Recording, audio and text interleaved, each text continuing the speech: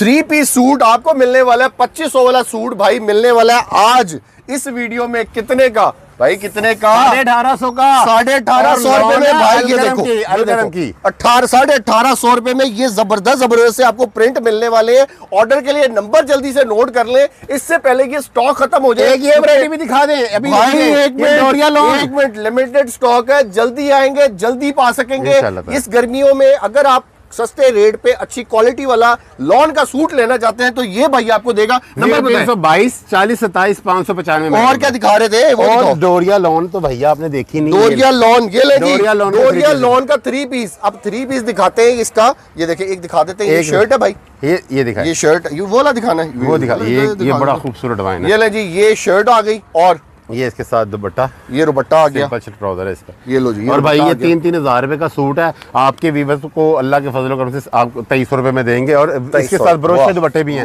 जरा डिजाइन दिखाएं। ये देखिए इसके अंदर भी 2350 नहीं 2300 रुपए में 3 पीस भाई, 2300 रुपए में 3 पीस। 2300 रुपए में 3 पीस, 2300 रुपए में 3 पीस और सिले सूट की गारंटी के साथ। सूट वापस कलर उतर जाए, श्रिंक किया वो भी वापस। 1850 रुपए में ये वाला सूट मिलने जा रहा है, तो देर किस बात की, ऑर्डर कर दो जल्दी से, इससे पहले माल खत्म हो जाए।